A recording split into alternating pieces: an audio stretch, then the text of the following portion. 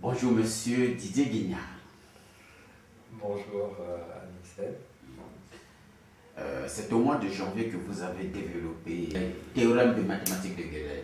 Est-ce que vous pouvez dire aux téléspectateurs de quoi il s'agit? Alors, d'accord. C'est un sujet qui n'est pas facile à traiter parce il fait appel à de hautes mathématiques, mais j'essaierai de le vulgariser au maximum, d'en donner, on va dire, plus l'essence philosophique, aussi parce que c'est ça qui est Gödel lorsqu'il a exposé son théorème, donc c'était en 1931. L'assemblée devant laquelle il l'a exposé, qui était pourtant constituée de hauts mathématiciens, la plupart n'ont pas compris.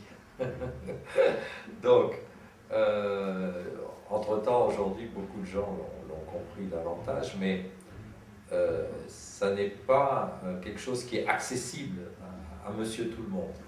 Mais parce que ça a des conséquences philosophiques importantes, c'est peut-être sur ce plan-là dont je vais parler aujourd'hui, parce que c'est plus ça qui intéresse, je dirais, monsieur tout le monde, que la démonstration mathématique en elle-même. Donc on va peut-être se concentrer sur les conséquences. Alors, que dit ce théorème, en gros? Alors là encore, je ne vais pas prendre l'énoncé originel, parce que à un non-spécialiste, ça ne dit rien. Donc, je m'excuse déjà auprès des spécialistes de dire que je vais vraiment déformer, mais je vais essayer d'exprimer de façon simple l'idée de base de ce théorème. En gros, ce théorème dit que tout système mathématique est soit incomplet, soit incohérent. Alors, la cohérence d'un système mathématique veut dire que le système ne contient pas de contradiction. En mathématiques, j'ai une grande liberté de choix des hypothèses. À la différence de la physique. En physique, je peux faire des hypothèses, mais si ces hypothèses ne sont pas confirmées par la réalité de l'expérience, je dois abandonner mes hypothèses. En mathématiques, je n'ai pas cette contrainte. Parce que le monde des mathématiques est un monde en soi, à part. Donc, par contre, j'aurai quand même une contrainte qui sera que les hypothèses que je prends ne doivent pas aboutir à des contradictions. Donc, si, pour montrer de façon simple, si une des conséquences de mon hypothèse va m'amener à dire 0 égale 1, je dois revoir mes hypothèses, parce qu'il y a quelque chose qui ne va pas. Donc, c'est ça la cohérence. Maintenant, la complétude, ça c'est un petit peu plus délicat. Alors, la complétude veut dire que toute affirmation construite dans ce système mathématique, on peut dire est-ce qu'elle est vraie ou est-ce qu'elle est fausse. Ça, c'est la complétude. Et donc, à l'époque de Gödel, il y avait un très grand mathématicien qui s'appelait David Hilbert et qui espérait arriver à montrer en mathématiques un système cohérent et complet.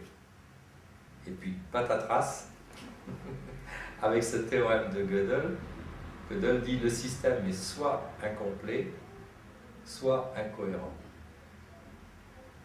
Alors, en fait, ça enlève une partie du côté absolu qu'on attribuait aux mathématiques. On pensait en mathématiques, tout doit être vrai ou faux. Et là, le théorème de Gödel dit, bah non, il y a des choses qui vont être ce qu'on appelle des propositions indécidables. C'est-à-dire on ne pourra pas décider est-ce qu'elles sont vraies ou fausses. Alors, certains pensent, ah, si, on va s'en sortir, il y a une astuce. Si une proposition est indécidable, on va la rajouter dans les hypothèses de départ. Donc, en en mathématiques on appelle ça des axiomes, des hypothèses de départ. On va rajouter aux axiomes cette proposition dite indécidable, en décidant elle est vraie ou elle est fausse.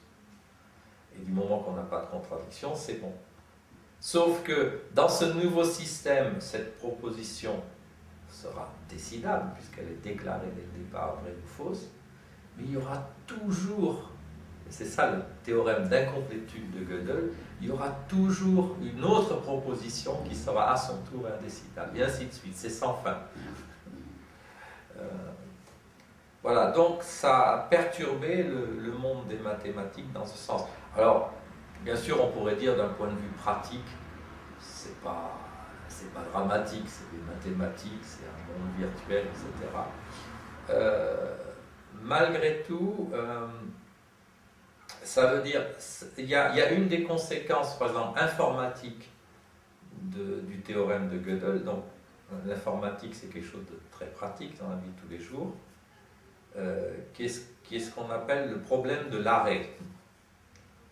Autrement dit, le fait que dans tout système mathématique, il y ait des propositions indécidables, fait qu'en informatique, dans une situation où on a un programme, donc un programme en informatique, c'est ce qu'on appelle un algorithme, c'est-à-dire une suite logique d'opérations. Et lorsqu'on démarre un programme, le programme peut s'arrêter et aboutir à une réponse, mais il y aura là aussi toujours des programmes qui continueront à tourner sans pouvoir trouver de réponse. C'est une des conséquences du théorème de Gödel. Mais cette fois-ci, une conséquence pratique du théorème de Gödel. Donc il y aura toujours certains programmes dont on ne pourra pas savoir à l'avance est-ce qu'ils vont s'arrêter ou pas. Ce qui est embêtant quand même. Alors, sur le plan philosophique, à partir du théorème de Gödel, on va trouver tout et son contraire. C'est ça qui est le plus curieux. Vous avez des... Alors, Gödel lui-même était quelqu'un qui était plutôt orienté vers la spiritualité. Donc, il croyait dans l'existence d'un univers, d'un monde au-delà du monde purement physique. Et il en avait une idée même assez précise. Mais le problème, c'est que Gödel lui-même, en dehors de quelques théorèmes mathématiques, quelques déclarations, il a très peu écrit, en fait, sur sa philosophie, etc. Donc, on ne connaît sa philosophie que par d'autres personnes. Et notamment Hao Wang, qui était donc un Chinois qui travaillait avec lui aux États-Unis. D'ailleurs, les dernières personnes avec qui il a vécu, il y avait d'une part Einstein, qui était un très grand ami, et Einstein était un très grand admirateur de Gödel, ce qui montre que Gödel, c'était pas n'importe qui d'un point de vue niveau intellectuel, pour que quelqu'un comme Einstein dise, voilà, ça c'est... il y a même une phrase, Einstein exprimée à la fin de sa vie.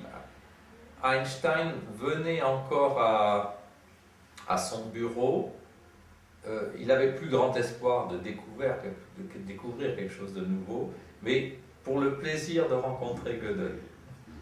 Donc ça veut dire que c'était une amitié qui était profonde et importante pour lui.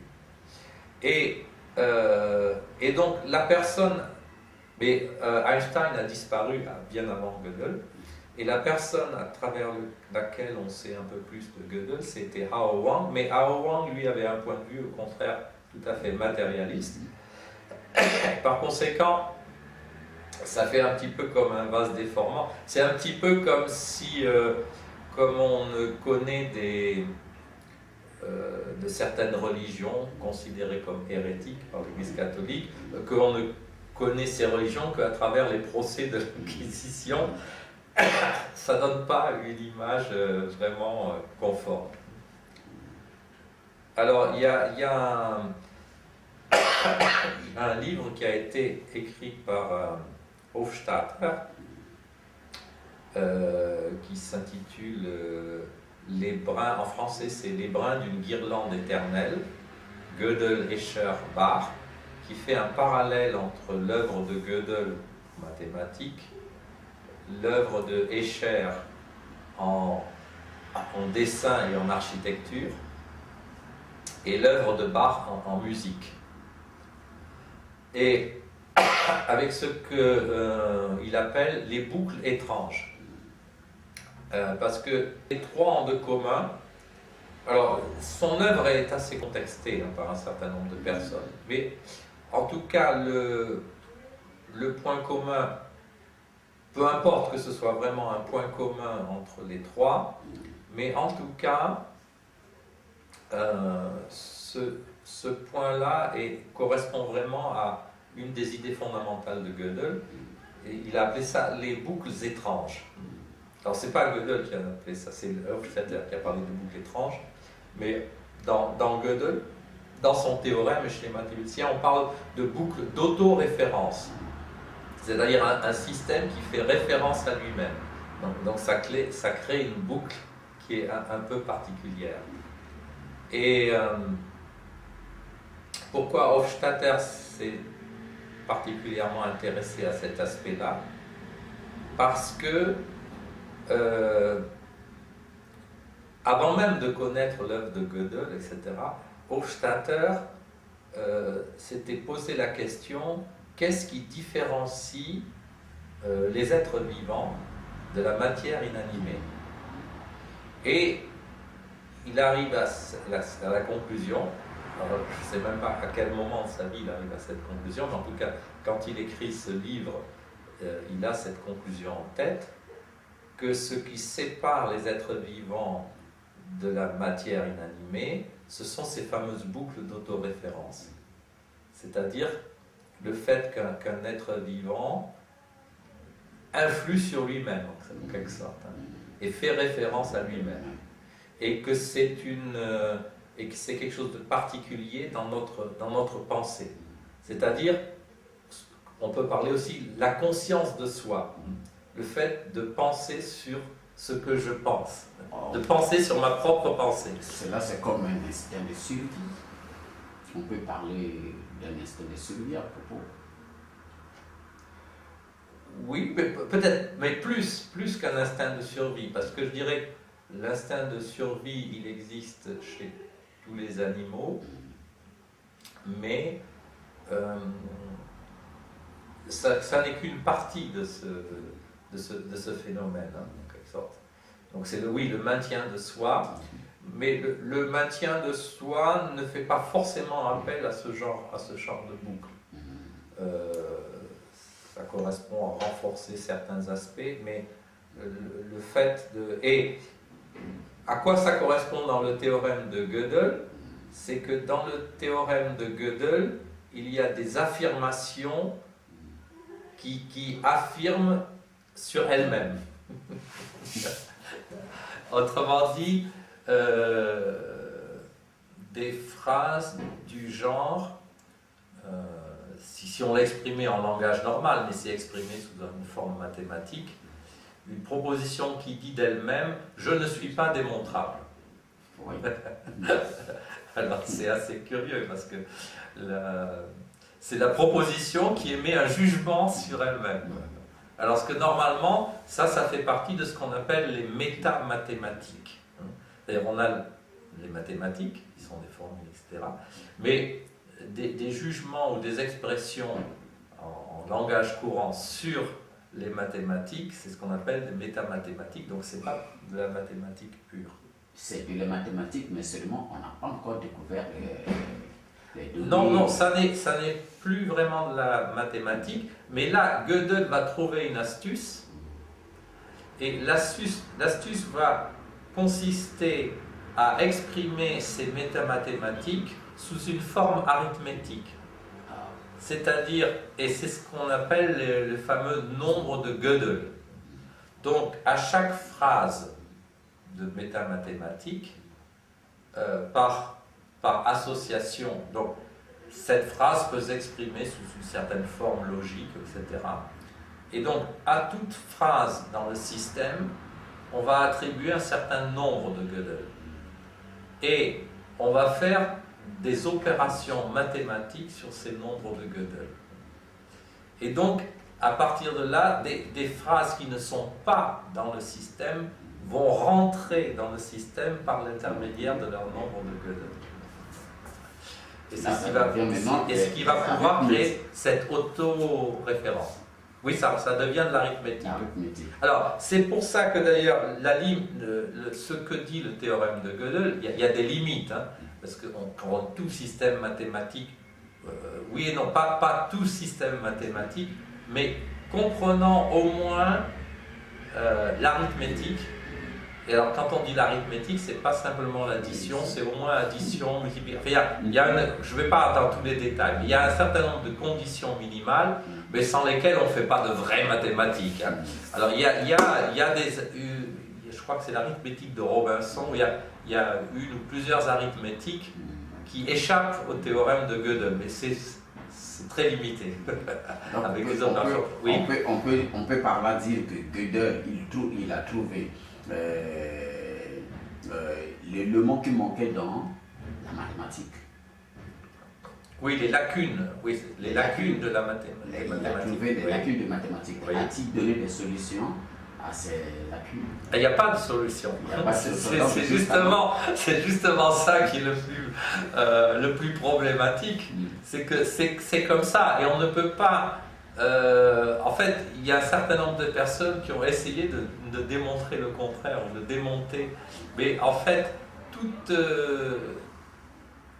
proposition qui va essayer de démontrer que le théorème de Gödel a feu, ça va tomber soi-même dans une contradiction de ce même type. Ça va faire aussi une boucle d'autoréférence.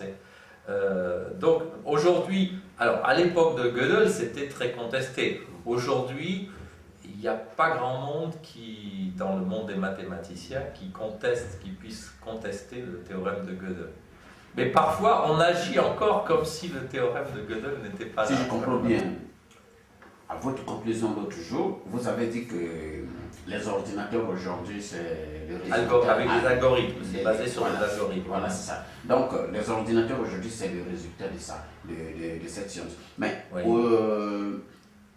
Aujourd'hui, ce que Gödel n'a pas vu hier, si les savants aujourd'hui qui vous êtes, trouvez les réponses à toutes ces questions,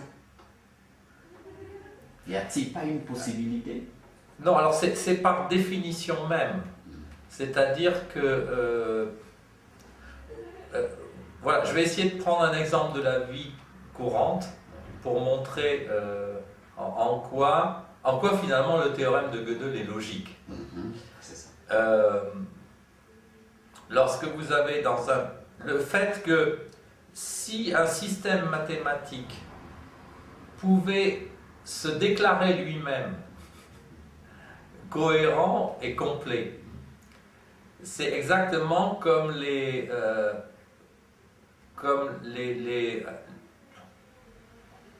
comme des parlementaires qui décident de leur propre salaire.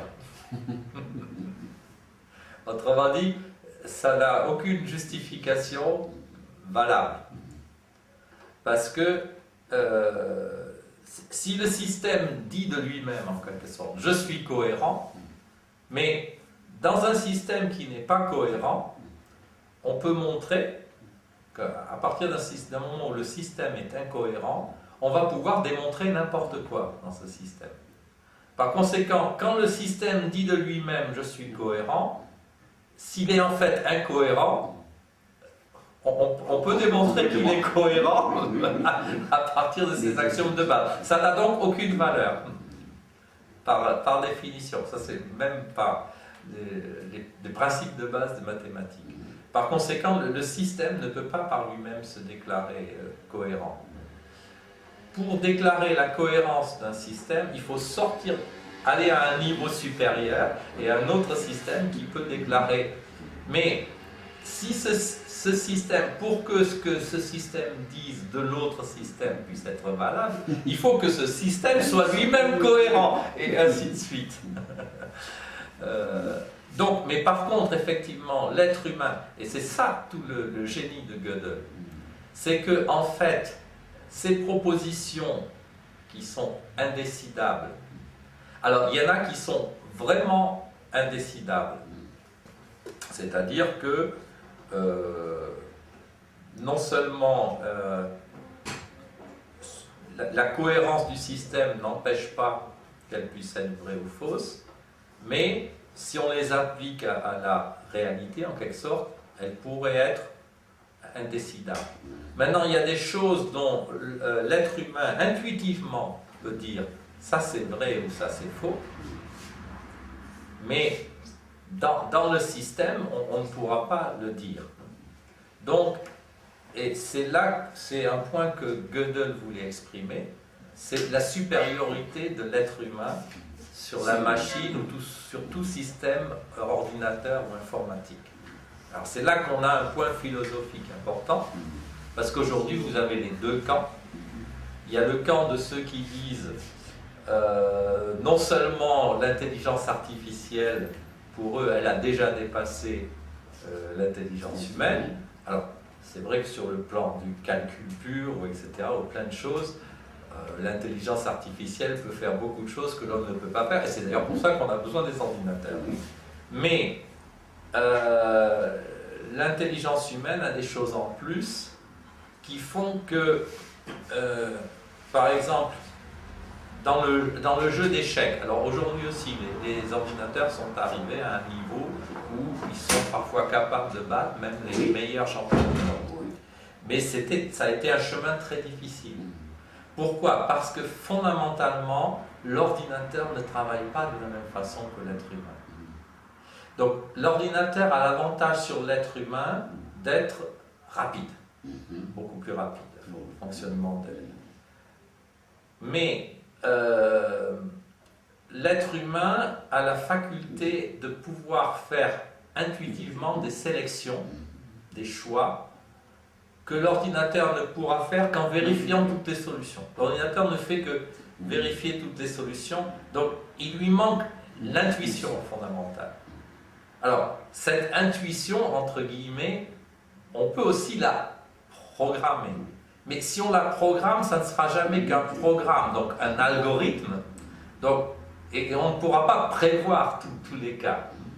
Mais on va prévoir les cas les plus courants, et c'est ce qu'on fait par exemple pour le jeu d'échecs, en disant, bon, s'il y a tel genre de position, etc., à ce moment-là, il n'y a que telle ou telle solution, on peut prévoir au maximum, et après, l'ordinateur, avec sa propre expérience, petit à petit, il mémorise des résultats et il arrive des choses.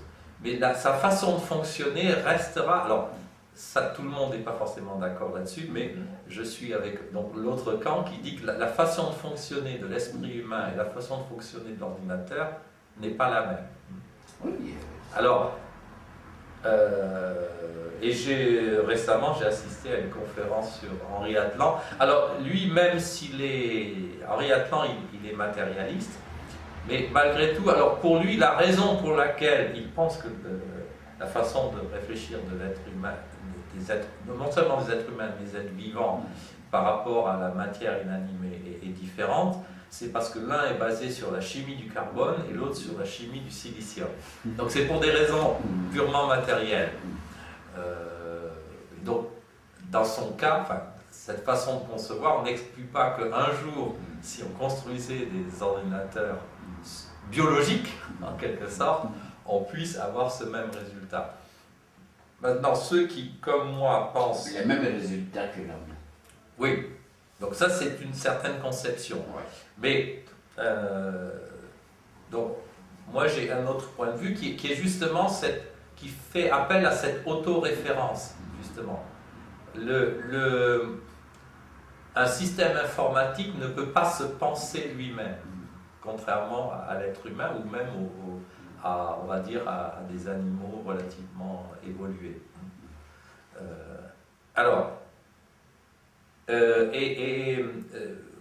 je ne sais pas si vous connaissez Roger Penrose, qui est un grand physicien, mathématicien et physicien d'ailleurs, et il explique qu'en fait, pour lui,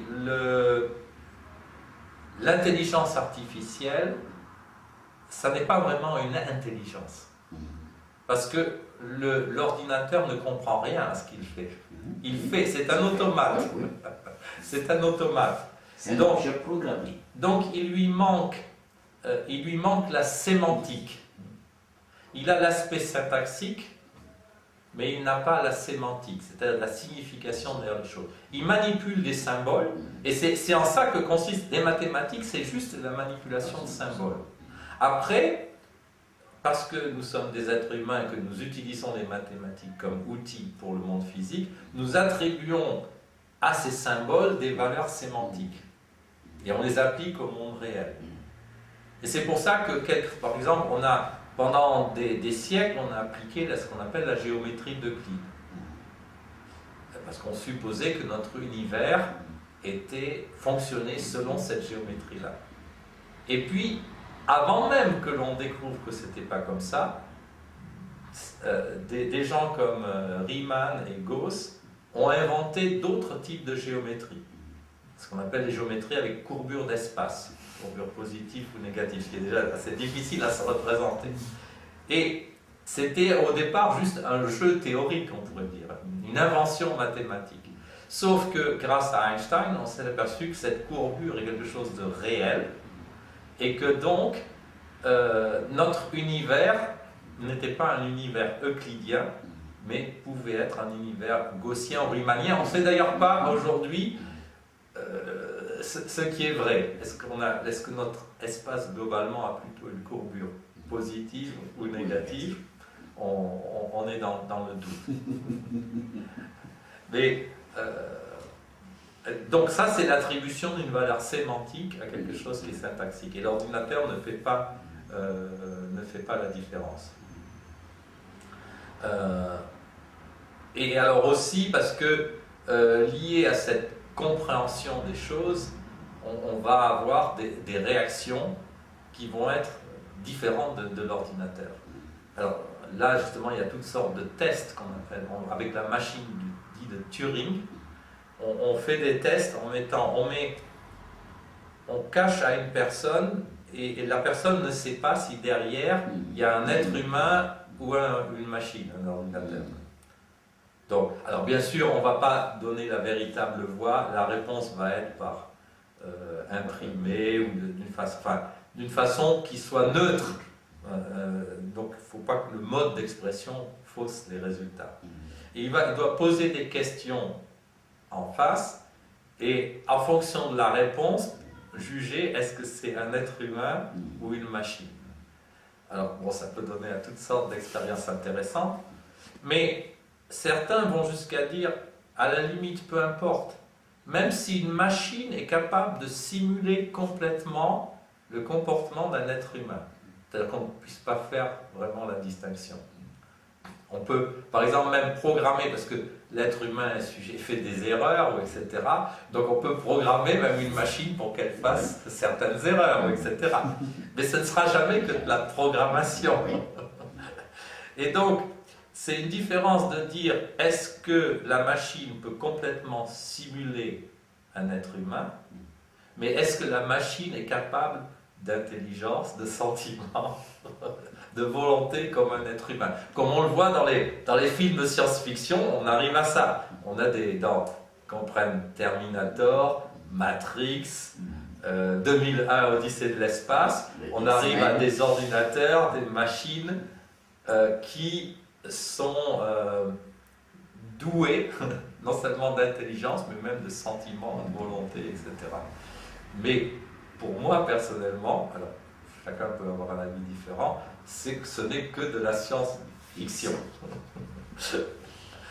Alors, on a vu que dans la salle, il y a eu plusieurs contradictions. Il y avait des matheux qui ne comprenaient pas réellement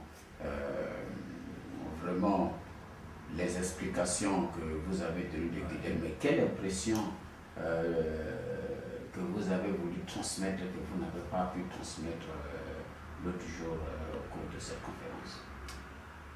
Alors, bon, je pense, alors, c'est difficile dans une conférence où il y a des personnes très différentes de pouvoir se faire comprendre de tout le monde. Mais je pense, enfin, moi, un point qui m'a satisfait malgré tout, c'était de voir, il y avait dans l'assistance notamment 2 personnes qui avaient elles-mêmes donné déjà des conférences sur ce théorème de Gödel, peut-être pas exactement sous la même optique, mais ces 2 personnes ont eu une réaction assez positive. Donc pour moi, ça c'était une source de satisfaction.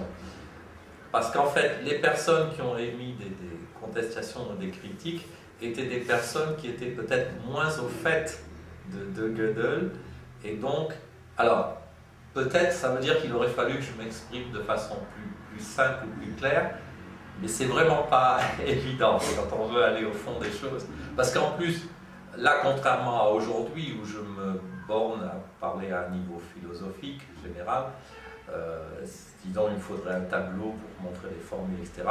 Mais j'ai essayé dans mon exposé, comme j'avais un auditoire qui était quand même en un niveau intellectuel assez élevé, de montrer au moins une esquisse, pas forcément la démonstration exacte, mais une esquisse de la démonstration. Et ça, peut-être, même l'esquisse, certains n'ont pas réussi à la comprendre. Mais ce n'était pas évident. Ça m'a demandé moi-même un travail de préparation considérable pour moi-même assimiler cela. Et donc, ce qui m'a pris des heures et des heures à comprendre, le redonner en quelques minutes, c'est pas évident. Mais dans le théorème de Gödel, oui, qu'est-ce qui vous a frappé de plus? Alors, ce qui moi m'a touché, donc oui, c'est ça, c'est d'une part cette différence fondamentale, à mon avis, ce qui ressort. Alors, comme j'ai dit, tout le monde n'interprète pas de la même façon, mais pour moi, ça montre quand même clairement la différence entre l'être humain et la machine. Parce que l'être humain est capable de déclarer vraies ou fausses des propositions qui, du point de vue de la machine, sont indécidables. Et qui ne peuvent être déclarées vraies ou fausses qu'en rajoutant de l'information à la machine. Ce dont l'être humain n'a pas besoin pour faire cette déclaration. C'est-à-dire il a en lui cette intuition, ce côté qui est là, indépendamment d'un algorithme. Autrement dit, pour moi, cela veut dire que l'être humain ne fonctionne pas uniquement par des algorithmes. Il ne fonctionne pas, autrement dit, il ne fonctionne pas uniquement par la logique. D'ailleurs, heureusement. D'une certaine manière, je dirais heureusement. Alors, mais le fait de ne pas fonctionner uniquement par la logique, c'est à la fois une force et une faiblesse. C'est une force parce que ça veut dire qu'il y a d'autres aspects dans la vie que la logique. Il y a les sentiments, il y a la recherche de relations personnelles, de beauté, etc. Par la logique, par exemple, il y a des tests d'ailleurs psychologiques où on demande aux gens, on les met dans une situation où ils doivent soit tuer une personne, soit en sauver. Et s'ils ne tuent pas cette personne, ça va faire mourir plein d'autres personnes. Mais la question c'est, si on répond de façon purement logique, il vaut mieux une personne morte que beaucoup de personnes mortes. En plus qui seraient innocentes en quelque sorte. Okay. Mais moralement, est-ce que pour sauver même beaucoup de personnes, est-ce que je suis prêt à tuer quelqu'un? Ça c'est autre chose. Ça dépasse la logique justement. Et c'est pour l'être humain ça devient un dilemme. Pour une machine ce ne serait pas un dilemme. Est-ce qu'en mathématiques, telles que les mathématiques de Gödel, qu'aujourd'hui le monde a donné plus de considération, oui, qu'il existe des éléments qu'on ne peut pas démontrer et que aujourd'hui, si certains mathématiciens se trouvent en contradiction, ils parlent des gens. Alors, il y a des propositions justement indécidables en mathématiques et selon qu'on va décider de les considérer comme vraies ou fausses, on va avoir des mathématiques différentes. Effectivement. Alors, comment dire simplement, il y a ce qu'on appelle l'hypothèse du continu. Alors, l'hypothèse du continu, en gros, je vais expliquer de façon simplifiée. On a les nombres entiers, nombres entiers naturels, 0, 1, 2, 3, 4, 5, 5. Il y en a une infinité. Mais ce qu'on appelle les nombres réels, c'est-à-dire non seulement 0, 1, 2, 3, mais 0,0001, etc., ou pi, ou même des nombres irrationnels, c'est tous les nombres, c'est-à-dire qui correspondent à n'importe quel point sur une droite. Et on peut montrer que ces deux nombres, si on prend la somme des nombres, ce sont deux infinis, mais ce ne sont pas des infinis de même niveau.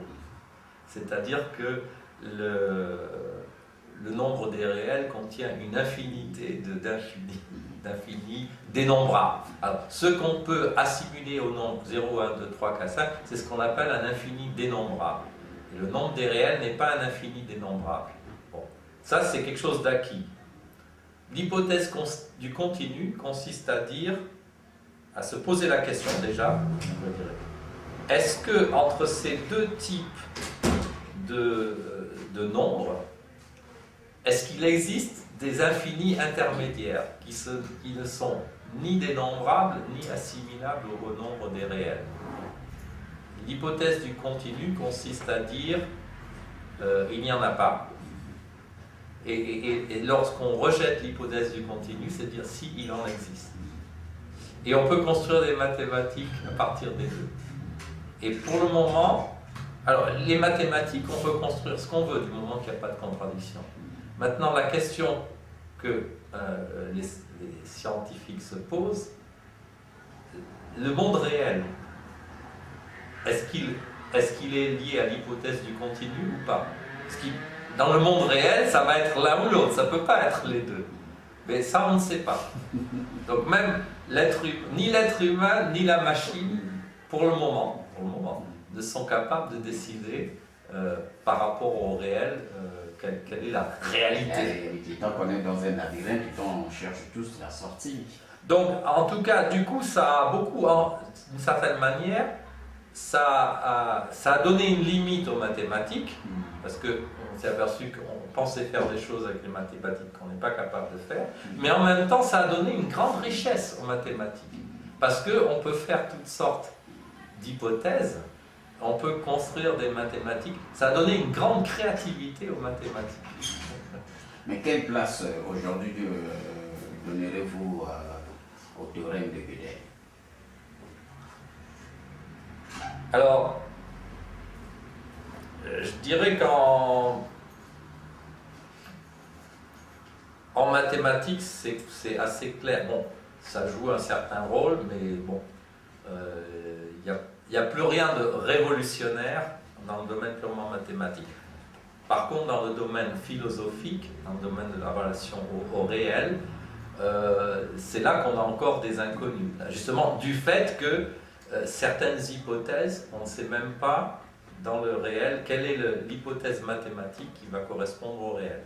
Un peu comme il y a une centaine d'années, on était à la limite, on ne savait pas encore est-ce que à notre univers s'applique la géométrie de Euclide ou celle de Riemann ou de Gauss. D'ailleurs, même aujourd'hui, on sait que l'univers n'est pas euclidien, il n'est pas plat exactement, mais on ne sait pas vraiment est-ce qu'il a des parties riemanniennes, des parties gaussiennes, est-ce que globalement il est plutôt riemannien ou gaussien, ou même en moyenne euclidien, ça n'est pas exclu non plus. C'est une question qui reste ouverte. Donc de ce fait, les conséquences philosophiques et les conséquences, je dirais, non seulement philosophiques, mais dans les autres sciences, dans l'application dans les sciences, c'est un domaine qui reste très ouvert. Donc là, on ne connaît pas encore toutes les conséquences du théorème de Gödel. Et là aussi, c'est très créatif, parce que on a encore des sources de surprises possibles. Parce qu'on ne peut pas... Mais pour moi, je me répète peut-être un peu, mais l'essence du théorème de Gödel, c'est la différence entre les êtres humains, même les êtres vivants, et puis la matière inerte. Et c'est que même Hofstadter, qui est un matérialiste en fait, mais il a au moins cherché, il voit bien qu'il y a une différence entre les êtres vivants et le matériel, et donc il explique par cette boucle, par cette autoréférence, le fait de la différence. Et donc ça, c'est inspiré, même cette idée est inspirée par Gödel. Mais pour moi, il y a une autoréférence qui m'incite à penser que la solution, elle est plus à chercher du côté spirituel. C'est que quand on regarde dans la Bible, on demande à Dieu qui est-il. Alors la réponse c'est Yahvé, c'est les fameuses quatre. Mais si on essaie de le traduire en français, ce qui n'est pas évident, on dit je suis qui je suis. I am who I am en anglais. Pas d'explication. Voilà, donc, mais c'est une boucle. Hein. L'explication du jeu, c'est jeu. Ça veut dire c'est l'origine, c'est la base fondamentale et il ne faut pas chercher plus loin. Voilà. Donc là, on a, entre guillemets, un système, si on dit Dieu, qui se justifie par lui-même. Oui. Alors il devient autoritaire. Alors, est-ce que c'est justifiable, justement, justifie par lui-même? C'est là que vont diverger les opinions entre croyants et non-croyants. Voilà. Maintenant, étant donné que Dieu est souverain, tout est là, on est face à un monde en évolution. Qu'est-ce que Matthieu aujourd'hui qui défend le théorème de Gödel peut donner à la génération qui a soif de comprendre les mathématiques et le mouvement, le fonctionnement de l'univers? Alors, oui, là il y a un autre aspect intéressant, le théorème de Gödel, qu'a développé Roger Penrose, qui est je dirais les trois mondes. Autrement dit,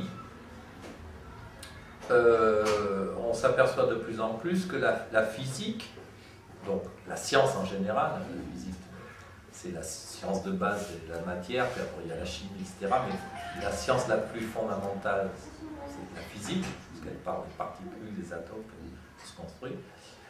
Elle est basée sur des lois mathématiques. Donc elle obéit à des lois mathématiques. Donc on peut en quelque sorte considérer un monde mathématique, on va dire un domaine pour moi. Il y a un domaine mathématique et le domaine matériel, notre monde physique, dans lequel s'appliquent les lois mathématiques. Maintenant, les êtres vivants, dont nous faisons partie, les êtres humains, sont issus de ce monde physique. À partir de ce monde physique, c'est développé. Alors, quel est le mécanisme exact?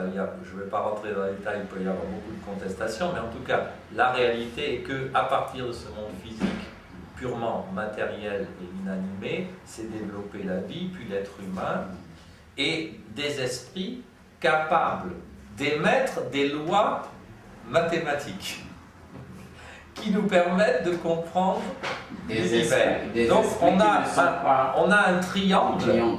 Donc des esprits qui ne sont pas de monde invisible, qui ne sont pas dans les lois physiques, mais qui sont capables de mettre en mouvement avec des lois mathématiques. Voilà. Et c'est ce qui faisait dire à Einstein, ce qu'il y a de plus incompréhensible, c'est que le monde soit compréhensible. Parce que ça crée, on se dit quand même, alors, parce qu'on ne sait plus qu'est-ce qui est à l'origine de quoi. Donc, là, il y a aussi deux points de vue.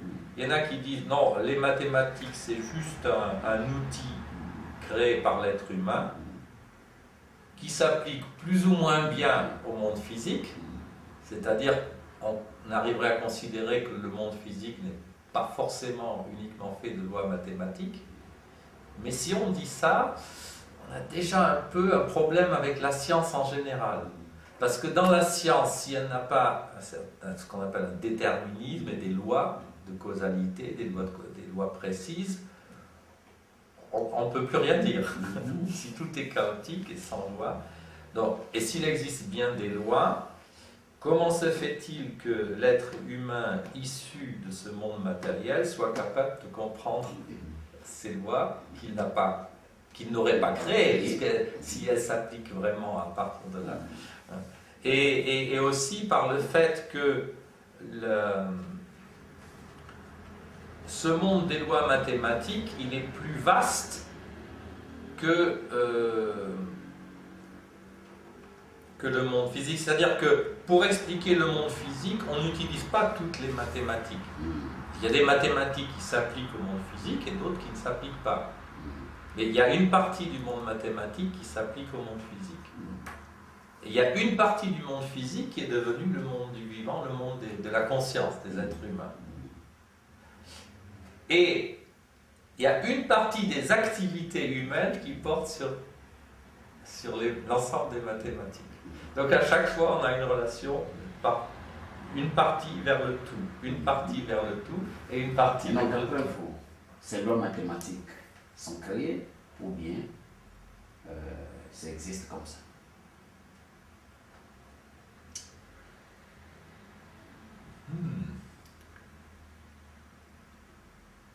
J'allais presque dire les deux. Non, c'est-à-dire que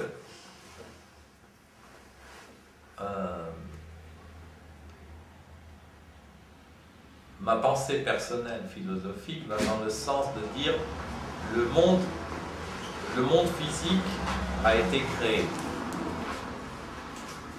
Mais dans cette idée-là, les lois mathématiques préexistaient au monde physique. Après, est-ce qu'elles préexistaient depuis toujours, entre guillemets, sachant que de toute façon, le temps ne commence qu'avec l'univers physique.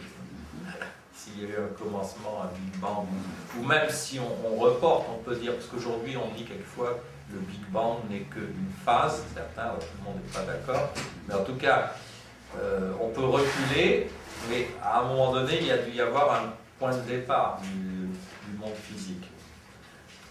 Et alors, que l'on considère qu'il y a une entité, on l'appelle Dieu ou autrement, à l'origine de ces lois physiques, après, est-ce que ces mathématiques sont juste le produit de cette entité ou elles sont une partie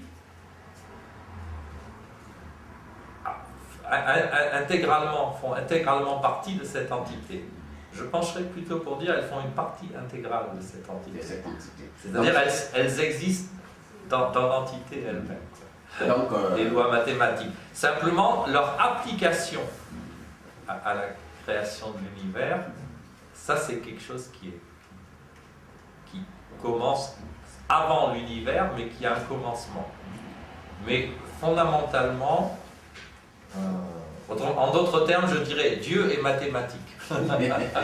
Dieu lui-même est mathématique. Donc c'est ce que Gödel a voulu exprimer.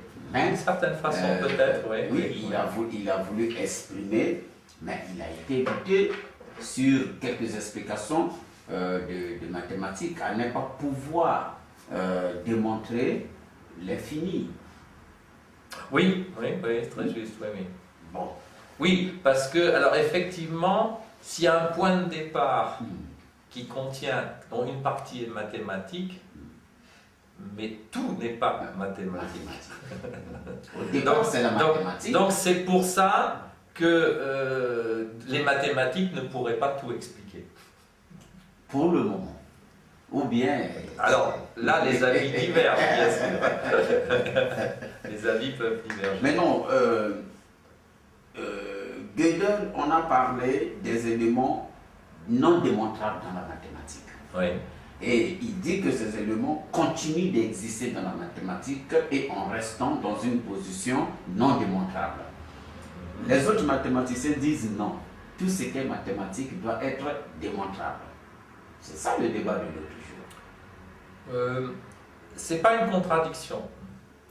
Parce que, comme je l'ai dit tout à l'heure, à chaque fois qu'on a une proposition indécidable, on peut créer un nouveau système dans lequel elle devient décidable.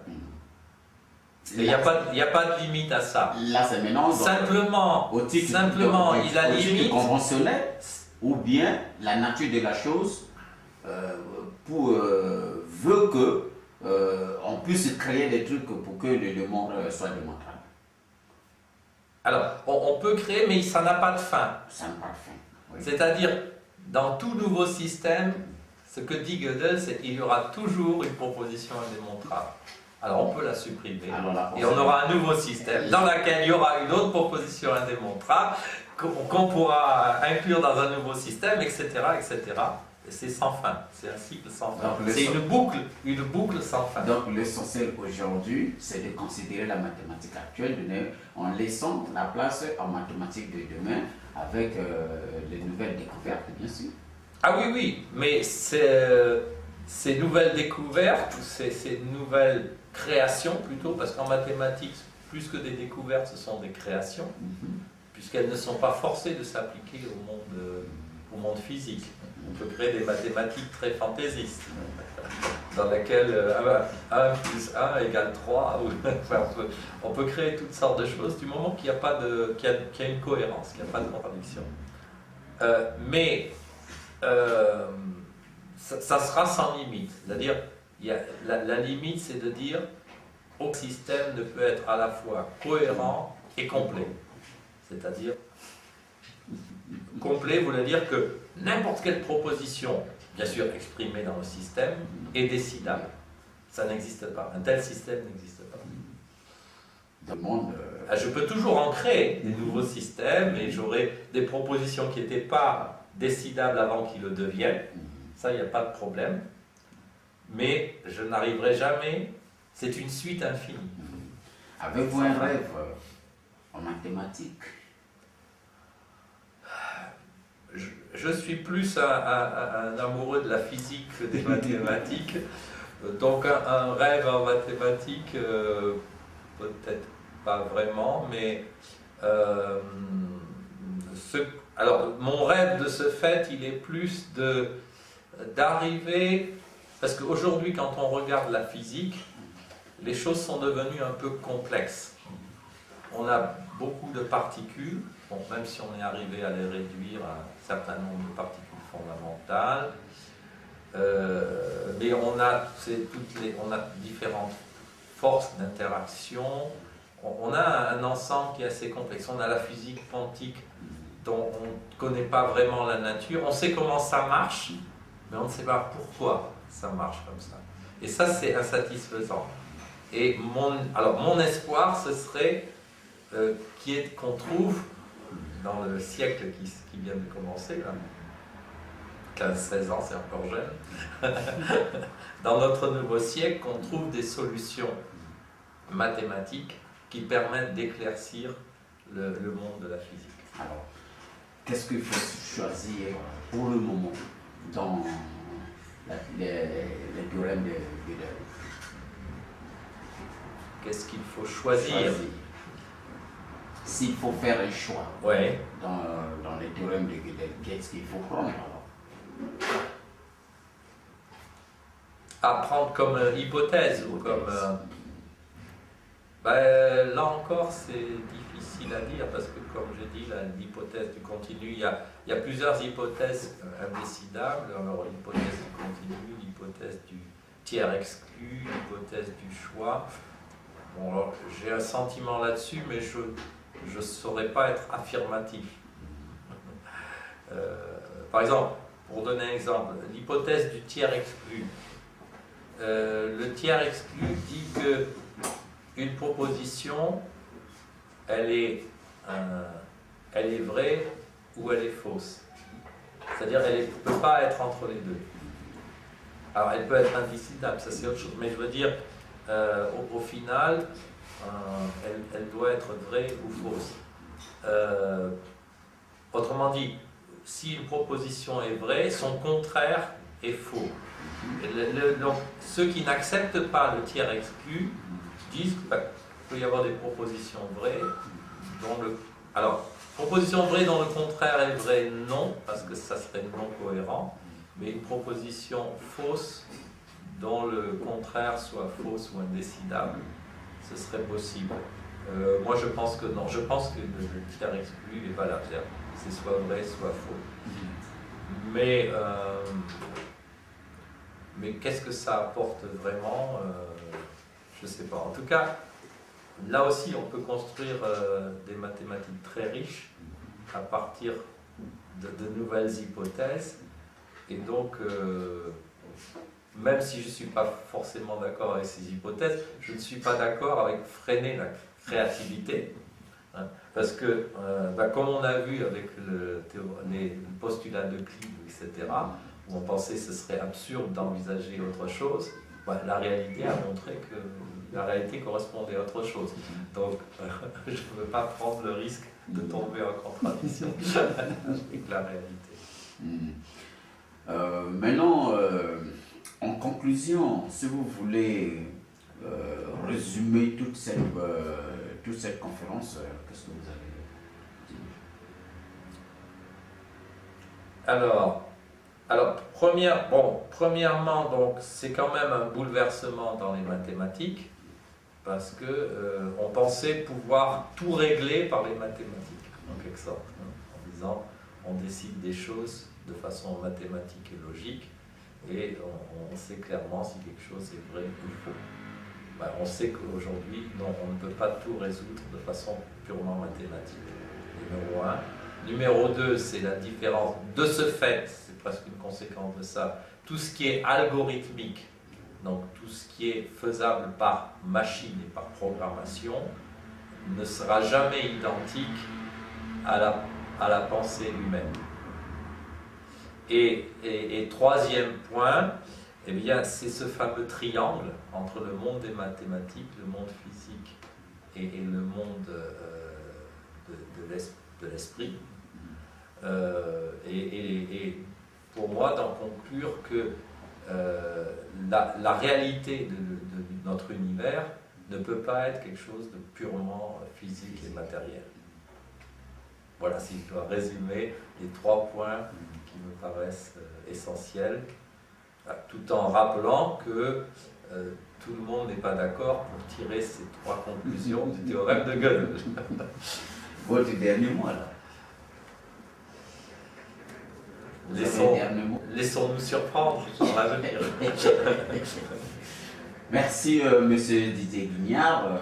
Je rappelle que vous animez le club Sciences au Centre Culture, Espace Culture et Paix à Domremy, au 27 rue Domremy, Paris 13e. Et vous êtes également pasteur. Oui. Donc, le thème du mois prochain, de ce mois, c'est le thème du mois de février. C'est déjà quoi le thème?